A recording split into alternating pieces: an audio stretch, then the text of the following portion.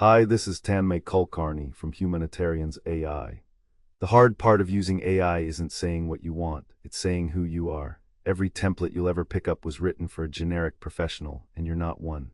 So this video is about a single skill, describing your own job clearly enough that the answer you get back is actually about your job. Here's what we'll cover. First, 4 questions you can run on any description you write. Then what the research actually says about telling AI who you are, which is less than you'd hope. Then a test I ran 480 times because one of those 4 questions turned out to matter far more than the other 3. Open most AI exercises and you'll find the same shape, a paragraph with blanks in it. Your role goes here, your task goes here, your limits, your format, the people who depend on the answer. Those blanks are honest. Whoever wrote the exercise can't know who you are, so they leave you room to say it. The interesting question is what you put in them. Watch what most people write in that first blank: healthcare professional, software engineer, financial analyst. Those aren't jobs. They are categories, and a category gets you a category-shaped answer. So here are the 4 questions. Run them in order on any description you write. First, does it rule anyone out or does it just describe you? Most of what people write is true of them and just as true of the person at the next desk. Describing yourself is easy. Ruling other people out is the work. Second, who has the closest job to yours? Not someone in another department, the person whose work is most like yours. Pick someone far away and you'll pass without learning anything. Third, which exact words rule that person out? Point at them. If you can't point at them, your description isn't specific, it's just long. Fourth, would someone else agree with you? If you're the only person who can run your own test and get your own answer, that isn't a test, it's an opinion. The order matters. The first 2 are quick and they catch most weak descriptions. The third is the one people skip. And the fourth turned out to matter far more than I expected. Let's actually run it. Here's a description. A hospital pharmacist working nights who checks discharge medicines against a safety list called the Beers criteria before the patient goes home. Question 1, does it rule anyone out? It definitely describes somebody. Whether it rules anyone out is what we don't know yet, and that's the whole question. Question 2, who has the closest job? Not a radiologist, not a hospital manager. The night nurse on the same ward.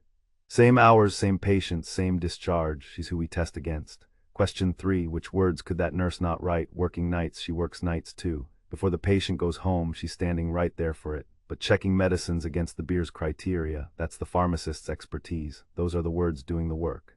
Good, except now question 4, would someone else agree? So I looked it up. And the Beers criteria, the actual document, was written by a panel of doctors, pharmacists, and nurses. A nursing institute publishes it, in a series made for nurses, described as a tool to help nurses review medicines. She could write those words, she probably has. My example fails. The line I was confident about, the one I'd have put on a slide, rules nobody out. And I only found that out because question 4 made me check something other than my own opinion. If you want words that really do rule her out, it isn't the safety list. It's who signs off, releasing the prescription in the pharmacy system before it can be handed over. She checks it, he releases it. That's the line. Notice how that went. Questions 1 to 3 were me marking my own homework, and I passed. Question 4 was the only one that could catch me. And it's the one most advice quietly skips. Here's what I'd been missing, and it's why this is harder than it looks. There are 2 completely different things people mean by telling AI who you are, and nobody separates them. The first is a claim about the AI. You are a senior hospital pharmacist with 15 years of experience. You're telling it who'd pretend to be. The second describes your situation: night shift, discharge medicines, before the patient goes home. You're not claiming anything about the AI. You're telling it where you're standing. Same trick, same name in every guide you'll read. 2 completely different things, and only one of them has actually been tested. First kind, the you are an expert kind, has been tested, and the results aren't flattering. One team gave an AI expert personalities and then ran it through a general knowledge test. With no personality, it scored 71.6%. At a short expert personality, 68. At a long detailed one, 66.3. Their words, not mine. Longer personality prompts do more damage. So the thing everyone does, piling on job titles. Years of experience, specialities cost accuracy on that test, and the more they piled on, the more it cost. This is a preprint, which means other researchers haven't checked it yet. I'm telling you that because it matters. The second group asked a narrower question. When does it help? They found a trade, not an improvement. Telling the AI who to be made answers deeper. It also made them less clear. Where it helped, questions asking for advice in medicine and psychology. Where plain asking one, questions asking it to explain something in finance, law, science, and technology. Also a preprint. A made-up test set, only a few AI models, and the marking was done by another AI. The authors say so themselves. So I went looking for a study on the second kind, the situation kind. The one the exercise actually asks you to write. I couldn't find one. And that second paper measures every expert personality as one thing. It doesn't ask whether the answer changed because the AI was told it was an expert or because the words described the job differently. Every test I could find is of the first kind, which means the advice isn't wrong, it just hasn't been tested yet.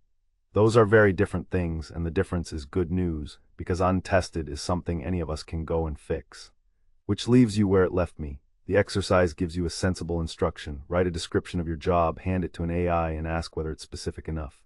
And that's a genuinely useful habit, but specific enough is exactly the kind of judgment where an AI can sound completely certain and be reading something else entirely. So how much weight should you put on its answer? Both easy answers are wrong. Trust it completely. And you're trusting something nobody has tested. Refuse to use it, and you've thrown away a second pair of eyes that costs you nothing. I didn't want to guess, so I tested it. So here's what I did and why. If the advice is to hand your description to an AI and let it name the closest job, then the whole thing rests on the AI giving you a steady answer. So that's what I measured. I wrote 24 job descriptions across healthcare, finance, and engineering, some deliberately sharp, some deliberately vague. Then I asked 2 AI models the same question about each one, 5 separate times, 480 answers in total. Here's the first thing that came back. Ask an AI who has the closest job to yours 5 times over, and you get roughly 2.5 different answers. 79% of descriptions got more than one answer from the first model, 71% from the second, not different wording, different jobs. And because the pass or fail depends on which job it picked, that moves too. On the first model, 42% of descriptions got both a pass and a fail. Same AI, same question, nothing changed but the attempt. Then the useful part. Stop asking the AI to pick the closest job. Tell it, name that person yourself, and the flip-flopping drops by about 2.5 times. 42% down to 17, 17 down to 8. The 2 models agreeing with each other goes from 67% up to 88. 1 sentence of change, a steadier test. Now the limits because they matter. 24 descriptions, 2 models, 1 task, and I wrote the descriptions myself. This doesn't show AI is bad at this. It shows the answer moves, and that where it moves is something you control. So the advice was right. Tighten the description until it fits one person. Keep doing that, but it's worth being clear about why it works. Not because being specific is obviously better, and careful here, not because of those accuracy numbers either. Those were measured on the other kind, the you are an expert kind. Borrowing them would be me making the exact mistake I've just spent 4 minutes describing. Tighten it for the reason question 3 gives you. Words you can't point at aren't doing any work. And run the closest job test because it steadies things as long as you pick that person instead of asking an AI to pick for you. That part I did test, so the exercise gives you good practice. Where it could be stronger is spelling out the reason, and that's something to add, not something to replace. It's exactly what happened to my own pharmacist example 4 minutes ago. Your turn, and this is 4 steps, not something to paste. First, write your job description. Second, name the person whose job is closest to yours, closest, not furthest. If you're reaching for someone in another department, you've picked wrong. Third, underline the one phrase that person could not write. Fourth, and this is the one, delete that phrase and read it again. If it still sounds fine, it was never specific. It was just long. You've done it right if you find a description you were happy with and can't point to the words doing the work. You've done it wrong if everything passes first try. That means you marked yourself generously, or you picked someone who was never really close. And if you do hand it to an AI, tell it who that person is. Don't ask. 4 questions. The 4th is the one that catches you, because it's the only one that isn't you marking your own homework. This is Tanmay Kulkarni from Humanitarians AI.